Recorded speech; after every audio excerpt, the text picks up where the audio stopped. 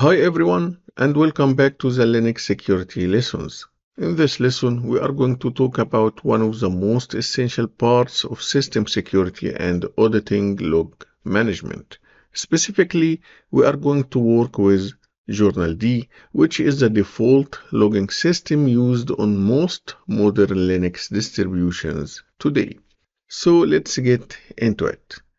You might already be familiar with syslog, which we have seen together in our previous lesson. Syslog is the traditional logging system in Linux. It's been around for decades and stores logs as plain text in files like /var/log/messages, as we have seen together in our previous lesson. But journald, which is part of systemd, is newer and has some major advantages. Instead of writing plain text, it stores logs in a binary format, making them more secure, easier to query, and harder to tamper with.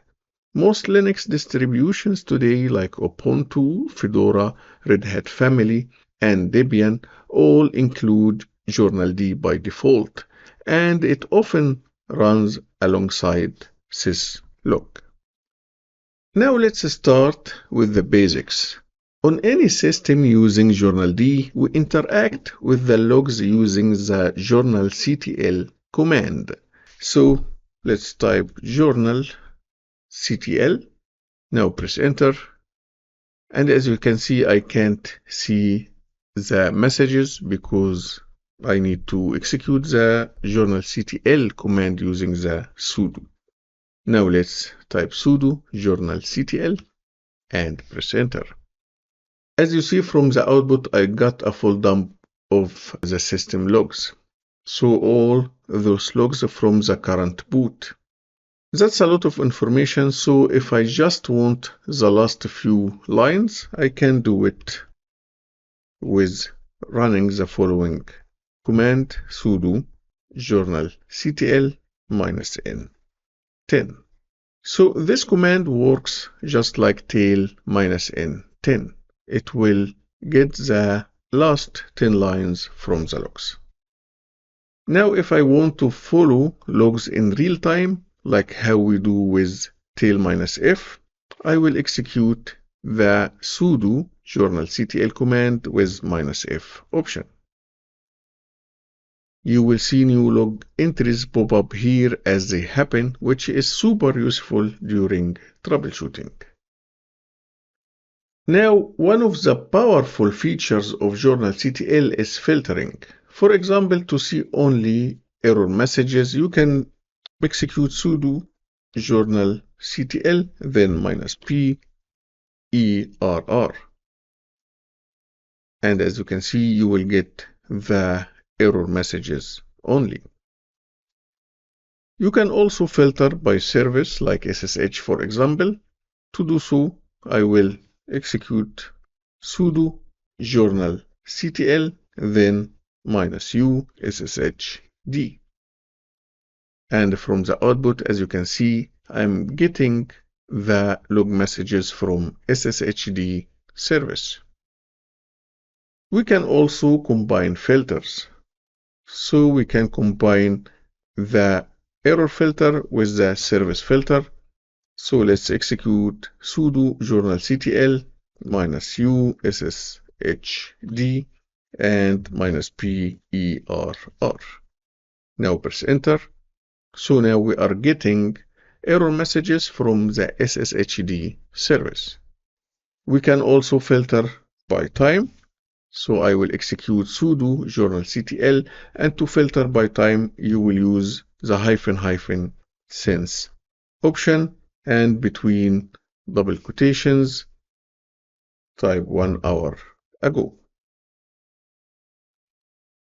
And this command will show all logs from 1 hour ago or since 1 hour ago.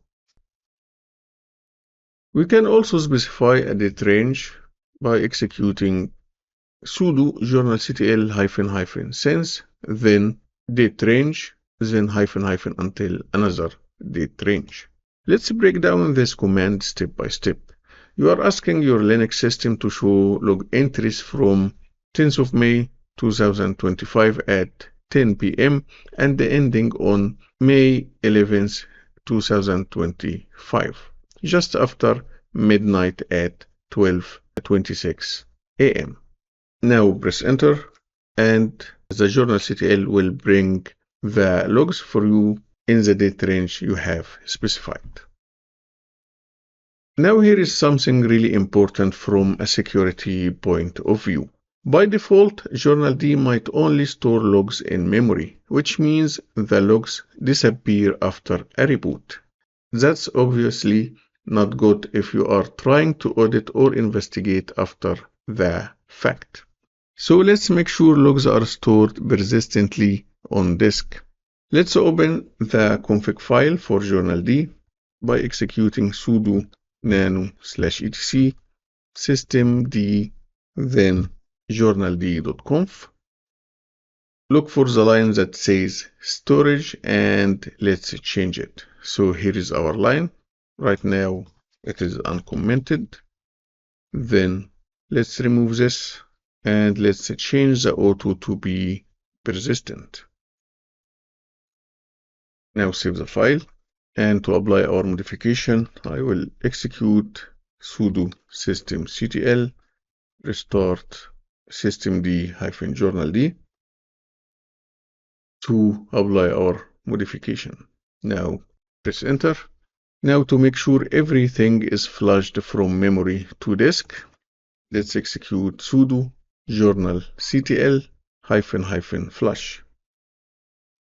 Now let's validate the logs are now being written to disk by executing ls, then var log journal. And as you can see here, a new directory has been created under journal directory, which means our logs is now persistent on the disk. Now let's talk about forwarding logs to rsyslog. In most setups, journald and rsyslog work together. Journald collects the logs first, then optionally forwards them to rsyslog, which writes them to files like /var/log/messages. To make sure this forwarding is enabled, open the journald config file again, and let's go to forward to syslog line.